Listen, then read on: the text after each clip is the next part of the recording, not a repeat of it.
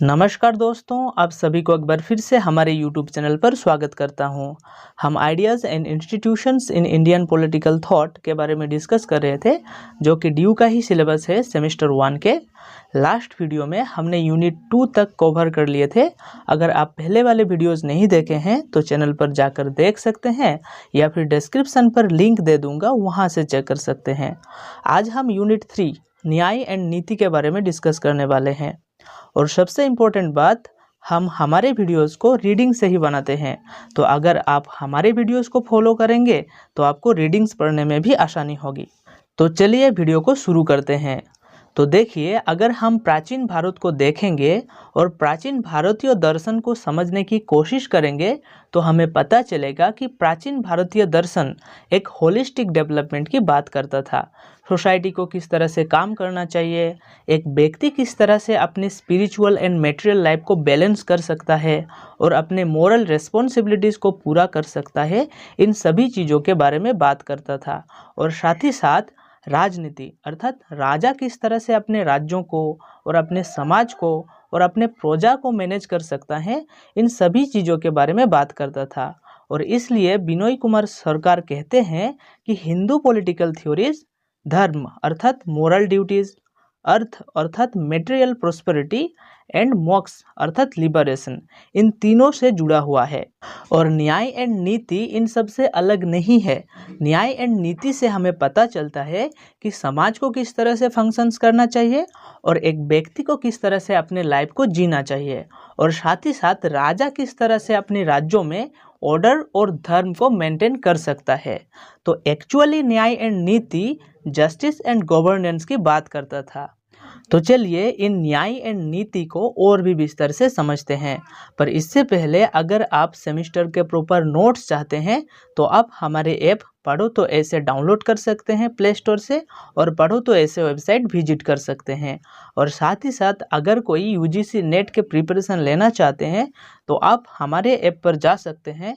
इधर बहुत ही affordable price में यूजीसी नेट के प्रॉपर गाइडेंस मिल रहा है, आप जाकर एक बार चेक कर सकते हैं। तो देखिए, नीति एंड न्याय भारतीय दर्शन के दो इम्पोर्टेंट कॉन्सेप्ट और दो इम्पोर्टेंट आइडियाज़ है, जिससे हमें जस्टिस सिस्टम के बारे में पता चलता है, और जो जस्टिस सिस्टम हमें गवर्नेंस में हेल्प करता है। तो प्राचीन भारत में राजा अपने राज्यों को गवर्न करने के लिए और अपने राज्यों में ऑर्डर मेंटेन रखने के लिए इन्हीं नीति एंड न्याय को फॉलो करता था। अगर हम आज के जस्टिस सिस्टम को देखेंगे तो आज का जस्टिस सिस्टम भी इन्हीं नीति एंड न्याय को फॉलो करता है। अमर्त्य सेन अपने book the idea of justice में जस्टिस सिस्टम का जो दो पर्सपेक्टिव्स एंशिएंट इंडिया में फॉलो होता था, न्याय पर्सपेक्टिव्स एंड नीति पर्सपेक्टिव्स, उन दोनों पर्सपेक्टिव्स को बहुत अच्छे तरह से समझाए हैं। एंड साथ ही साथ जॉन रोल्स का जो नीति बेस्ड जस्टिस सिस्टम था, उन जस्टिस सिस्टम को भी क्रिटिसाइज किया है, जिसको हम थोड़ी ही देर में समझने वाले हैं। पर उससे पहले नीति एंड न्याय के मीनिंग को समझते हैं। तो देखिए, नीति मतलब रूल्स, नीति मतलब प्रिंसिपल्स, नीति मतलब रेगुलेशंस, मेथड्स, जिससे हमें पता चलता है कि एक स्टेट को किस तरह से रन किया जा सकता है, और जो स्टेट की जो लॉज होंगे उन लॉज को किस तरह से इम्प्लीमेंट किया जा सकता है और किस तरह से हम अप्लाई करेंगे लॉज को। ये सब कुछ नीति से हमें पता चलता है। नीति सबसे ज़्यादा फोकस करता है पॉलिसीज़ बनाने में, इंस्टीट्यूशंस बनाने में, स्ट्रक्चर बनाने में, ताकि सही प्रोसेस फॉलो हो सके जस्टिस डिलीवर करते वक्त। अर्थात जस्टिस का जो नीति बेस्ड अप्रोच है और नीति पर्सपेक्टिव से, वो कहता है कि अगर सही प्रोसेस फॉलो किया गया है, सही रूल्स को अप्लाई किया गया है, तो फिर जस्टिस मिल गया है, आउटकम्स चाहे जो भी हो। इसको एक उदाहरण से समझते हैं। मान लो कोई गांव में, कोई रूरल एरिया में एजुकेशन नहीं पहुंच रहा है। इसका मतलब ये है कि उन लोगों के साथ इनजस्टिस हो रहा है। तो सरकार क्या किया कि उस साइड एक स्कूल निर्माण किया, ताकि उस साइड भी एजुकेशन पहुंच सके, उधर के स्टूडेंट्स, उधर के बच्चे भी पढ़ सकें। अब जो लोग नीति बेस्ड अप्रोच को मानते हैं, नीति बेस्ड जस्टिस को फॉलो करते हैं, वो लोग कहेंगे कि अब तो जस्टिस हो गया है, उधर स्कूल हो गया है। बट एक्चुअली उधर स्कूल में कोई स्टूडेंट्स आ रहा है कि नहीं, उधर टीचर है कि नहीं, इन सब के ऊपर फोकस नहीं करना है। मतलब आउटकम के ऊपर फोकस नहीं करना है, प्रोसेस को फॉलो करना है, रूल्स को फॉलो करना है, पॉलिसीज़ को फॉलो करना है। ऑन द अदर हैंड अगर हम न्याय की बात करें तो न्याय जस्टिस सिस्टम की एक ब्रॉडर कॉन्सेप्ट है जो रूल्स, रेगुलेशंस, प्रोसीड्यूर्स के साथ साथ इससे भी ऊपर उठ के आउटकम्स की बात करता है। मतलब कि सिर्फ स्कूल निर्माण करने से ही जस्टिस नहीं मिल जाएगा। जस्टिस के लिए हमें ये भी देखना पड़ेगा कि स्कूल्स में टीचर है कि नहीं, स्टूडेंट्स आ रहे हैं कि नहीं, इन सब के ऊपर भी फोकस करना है। तो नीति एंड न्याय का एक सिंपल सा मतलब ये हमें समझ में आया कि नीति का मतलब रूल्स, रेगुलेशन, प्रिंसिपल्स जो इंस्टीट्यूशंस फॉलो करता है जस्टिस देने के लिए, प्रोसेस फॉलो करता है जस्टिस देने के लिए। अगर सही प्रोसेस हो तो नीति बेस्ड अप्रोच, और अगर प्रोसेस फॉलो किया गया है पर उसका आउटकम सही से नहीं हुआ है, मतलब न्याय नहीं हुआ है। न्याय मतलब आउटकम्स भी सही होना चाहिए। अब देखिए, प्राचीन भारत में नीति से रिलेटेड बहुत सारे राइटिंग्स थे, जैसे नीति शास्त्र, नीति प्रकाशिका, नीति वाक्यामृता, युक्ति कल्पतरु एटसेट्रा एटसेट्रा। और ऐसा माना जाता है कि नीति शास्त्र की रचना स्वयं भगवान ने की है और डिवाइन ओरिजिन है। और नीति शास्त्र क्या है? नीति शास्त्र एक प्रकार का साइंस है, पनिशमेंट की साइंस है, राजनीति की साइंस है, ऑथोरिटी की साइंस है, जो लिविंग बींग्स को प्रोटेक्ट करता है। और गॉड से दिए गए नीति शास्त्रों बहुत ज़्यादा डिटेल्ड एंड बहुत ज़्यादा लार्ज था, जो एक व्यक्ति अपने पूरे जीवन काल में शायद समझ ही नहीं पाएंगे। इसलिए बहुत सारे ऋषियों ने नीति शास्त्रों को समराइज किया है। इनमें से शुक्रों ने नीति शास्त्रों को 1000 सेक्शंस में समराइज किया है, जिसको हम शुक्रोनीति के नाम से जानते हैं। और शुक्रोनीति को हिंदू पॉलिटिकल फिलोसॉफी के one of the last and most important contributions माना जाता है, जिससे हमें प्राचीन भारत के politics, governance and state craft के बारे में पता चलता है। शुक्रोनीति से हमें पता चलता है कि एक राजा के क्या ड्यूटीज़ होते हैं, स्टेट ऑफिशियल्स को किस तरह से फंक्शंस करना चाहिए, एक फ्रेंड्स एंड एलाइज के क्या कैरेक्टरिस्टिक्स होते हैं, army, war, rules of state crafts, social customs, इन सभी चीज़ों के बारे में पता चलता है। अकॉर्डिंग टू शुक्रो, नीति शास्त्रों is to dictate policies about allies, enemies and neutrals. Shukraniti के अनुसार नीति शास्त्रों is the root of virtue, root of wealth and desire, and नीति शास्त्रों से ही हमें सेल्वेशन और मुक्ति मिल सकता है। और इसलिए राजा को बहुत ही केयरफुली नीति शास्त्रों को स्टडी करना चाहिए। और नीति शास्त्रों के नॉलेज से ही एक राजा अपने शत्रु से लड़ सकता है और अपने प्रजा को खुश कर सकता है। और इसलिए नीति शास्त्र बहुत ज़्यादा ज़रूरी होता है। राजा के जो प्राइमरी ड्यूटी होता है अपने प्रजा को प्रोटेक्ट करना, खुश रखना, ये सब कुछ नीति के बिना इम्पॉसिबल होता है। The neglect to follow niti is the king's principle loophole for attack and increases his enemies and diminishes his strength. अर्थात जो राजा नीति को फॉलो नहीं करता है उन राजा को अटैक के सामना करना पड़ता है, उन राजा के शत्रु भी बढ़ते हैं एंड उन राजा के स्ट्रेंथ भी बहुत ज़्यादा कम होता है। अर्थात किसी भी राजा को अपने एडमिनिस्ट्रेशन को सक्सेसफुली कंडक्ट करने के लिए नीति को फॉलो करना बहुत ज़्यादा ज़रूरी होता था। Without niti the stability of no man's affairs can be maintained, just as without food no man's physical body can be preserved. अगर हम प्रेजेंट डे हिस्ट्री की बात करें तो historically authentic and most important niti work है कौटिल्य की अर्थशास्त्र। कौटिल्य की Arthashastra state craft, governance and foreign policy सभी चीज़ों के बारे में बात करता था, और साथ ही साथ राजा और मिनिस्टर्स के पर्सनल सेफ्टी, उनके ट्रेनिंग के बारे में भी बात करता था। और इन्हीं अर्थशास्त्र से प्रभावित होकर कमांडका अपने नीति वर्क की रचना की है, जिसको हम नीति सारा ऑफ कमांडका और कमांडा की नीति के नाम से भी जानते हैं। कमांडका सबसे ज़्यादा राजा की जो self discipline and intellectual training होता है उसके ऊपर फोकस किया है, और कहता है how can the person who is unable to control his own mind conquer the earth extending up to the सी।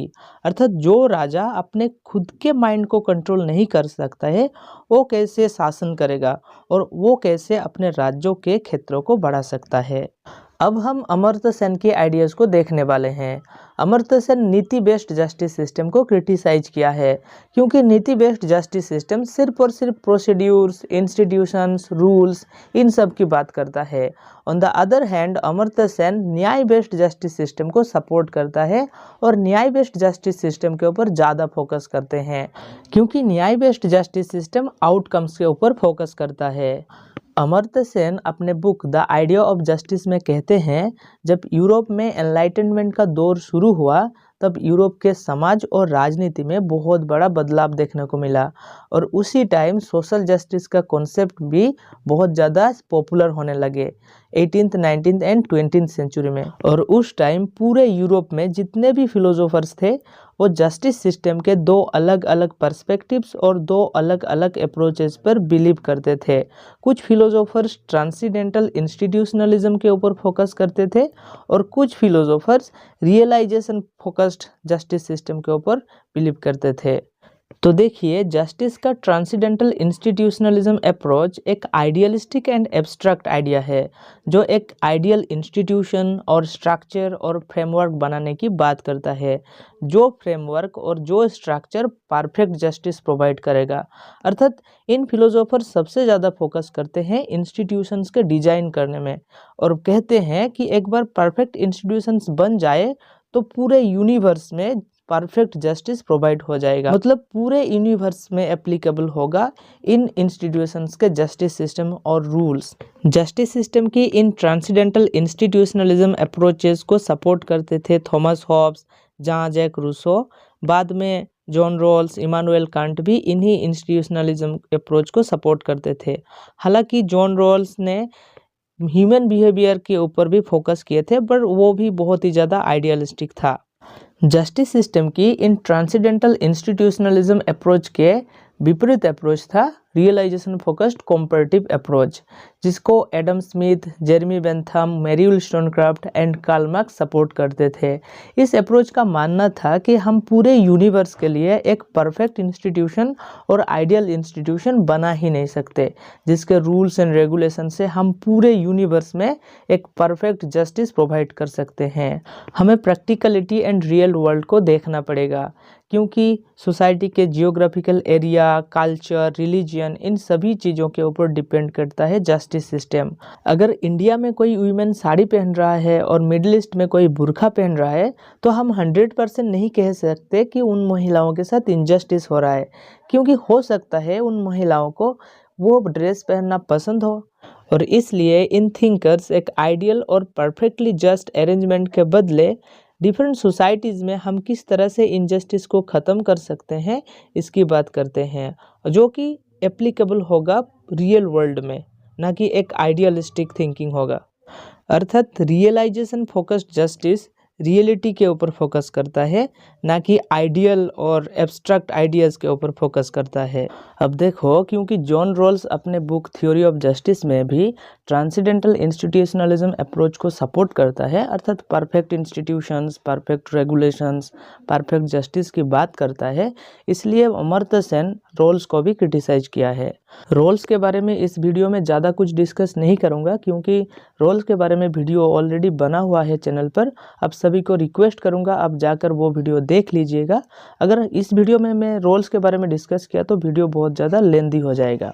तो देखिए, हम क्यों एक परफेक्ट इंस्टीट्यूशंस और यूनिक इम्पार्शियल रूल्स और यूनिवर्सल लॉज ऑफ जस्टिस बना नहीं सकते, इसके लिए अमर्त्य सेन एक बहुत ही सुंदर एग्जाम्पल दिए हैं। 3 बच्चे हैं, एनी, बॉब एंड कार्ला। तीनों एक फ्लूट के लिए लड़ रहे हैं।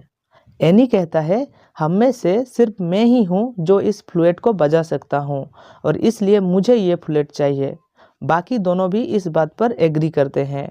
अब बॉब कहता है, हम में से मैं सबसे ज़्यादा गरीब हूँ और मेरे पास खेलने के लिए कोई टॉयज भी नहीं है और इसलिए मुझे ये फ्लूट चाहिए, और इस बात पर भी वो दोनों एग्री करते हैं। इन सब के बीच कार्ला कहती है, आज कई महीनों से मैं इस फ्लूट को बनाने की कोशिश कर रहा हूँ। कई महीनों की हार्डवर्क के बाद ये फ्लूट बना पाया हूँ, तो क्योंकि मैं इस फ्लूट को बनाया हूँ तो इसलिए मुझे ये फ्लूट चाहिए। अब आप ही बताओ किसको ये फ्लूट देना चाहिए। अब इन सिचुएशन में हम कोई परफेक्ट जस्टिस दे ही नहीं सकते, क्योंकि तीनों ही अपनी अपनी जगह सही है। और इसलिए अमर्त्य सेन कहते हैं कि हमें कैपेबिलिटीज़ के ऊपर फोकस करना चाहिए, लोगों को कैपेबल बनाना चाहिए ताकि वो इनजस्टिस को ख़त्म कर सके जस्टिस पाने के लिए, ना कि हम परफेक्ट इंस्टीट्यूशंस के ऊपर फोकस करें, परफेक्ट रूल्स रेगुलेशंस और अरेंजमेंट बनाने की कोशिश करें, ताकि ऐसा ना हो जस्टिस मिल जाए चाहे दुनिया ही क्यों ना ख़त्म हो जाए, जैसे Holy Roman Emperor Ferdinand one claim करते हैं। तो आज के वीडियो में न्याय एंड नीति के बारे में डिस्कस किया। आशा करता हूँ आज के लेक्चर से आपको बहुत हेल्प हुआ होगा। अगर वीडियो अच्छा लगे तो एक लाइक एंड शेयर दे दीजिएगा ताकि चैनल को रीच मिले। और अगर कोई यूजीसी नेट के प्रिपरेशन लेना चाहते हैं तो आप हमारे ऐप और वेबसाइट पढ़ो तो ऐसे विजिट कर सकते हैं, और आगे की टॉपिक्स हम नेक्स्ट वीडियो में डिस्कस करेंगे।